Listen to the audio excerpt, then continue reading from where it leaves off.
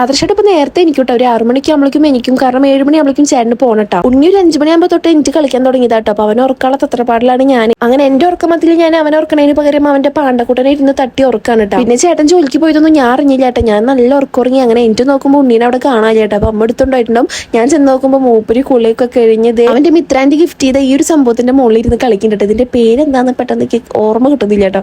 അങ്ങനെ ഇത് അവന് ഭയങ്കര ഇഷ്ടമാട്ടോ. ഇതിൽ കിടന്ന് കുറെ നേരം കളിച്ചോളും. നമുക്ക് അച്ചെങ്കിലും അതെ ഇതിലേക്ക് എടുത്തിട്ട് നമ്മുടെ പണിയോളം നമുക്ക് ചെയ്യും ചെയ്യാട്ടോ. അങ്ങനെ ഇതേവൻ ഫാനൊക്കെ ഇട്ട് ഇവിടെ കിടക്കുന്നുണ്ട് കേട്ടോ. പിന്നെ ഞാൻ ചായ കുടിക്കാൻ വേണ്ടിയിരുന്നു വെള്ളയപ്പും അതുപോലെ തന്നെ സോയാബീന്റെ കറി ഉണ്ടായിരുന്നു കേട്ടോ. അപ്പൊ എനിക്ക് ഏറ്റവും ഭ്രാന്ത് പിടിക്കുന്ന ഒരു കാര്യമായിട്ട് എന്തെങ്കിലും വീഡിയോസ് ഒക്കെ എടുക്കാച്ചെങ്കിൽ അപ്പൊ സ്റ്റോറേജ് ഫുൾ ആവും. അങ്ങനെ ഉണ്ണിയുടെ 2ാം മാസത്തെ ഫോട്ടോസ് എടുക്കായിരുന്നു കേട്ടോ. ഒന്നാമത്തെ കാര്യം സ്റ്റോറേജും ഇല്ല. അതിന്റെ ഒപ്പം തന്നെ ഇവന്റെ ഒരു കച്ചറ സ്വഭാവം കേട്ടോ. ആകെ ഛർദ്ദിച്ച് ഡ്രസ്സൊക്കെ മാറ്റി കൊടുത്തു. പിന്നെ മാളുവിന്റെ ഒപ്പം ഇരുന്ന് കളിക്കുന്നുണ്ട് കേട്ടോ. എന്തോ ഭാഗ്യത്തിന് ഒരു ഫോട്ടോയിലും നല്ലത് കിട്ടിയിട്ട് പിന്നെ അത് വെച്ച് അങ്ങോട്ട് അഡ്ജസ്റ്റ് ചെയ്തു. പിന്നെ ഞാൻ ഇരുന്നിട്ട് സ്റ്റോറേജും വീഡിയോസും ഒക്കെ കുറെ ക്ലിയർ ചെയ്ത് കളഞ്ഞിട്ട് ഇവന്റെ ഫോട്ടോസ് ആണെങ്കിൽ എനിക്ക് കളയാനും തോന്നുന്നില്ല കേട്ടോ.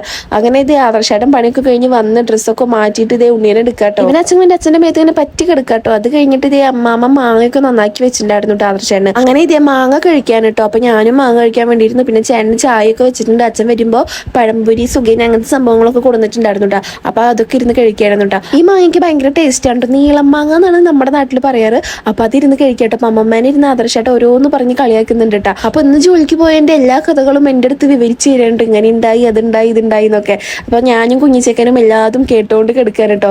അത് കഴിഞ്ഞിട്ട് നമ്മൾ ഫുഡ് കഴിക്കാൻ വേണ്ടിയിരുന്നു. അമ്മയും അമ്മമ്മയും ഞങ്ങളെല്ലാവരും ഉണ്ടായിരുന്നു കേട്ടോ ചോറിനാൻ വേണ്ടിയിട്ട്. അച്ഛൻ എന്തോ ഒരു കാര്യത്തിന് അച്ഛൻ പുറത്തു പോയേക്കായിരുന്നു. അപ്പൊ നമ്മുടെ ഇന്നത്തെ വീഡിയോ ഇത്രയേ ഉള്ളൂ. ബൈ.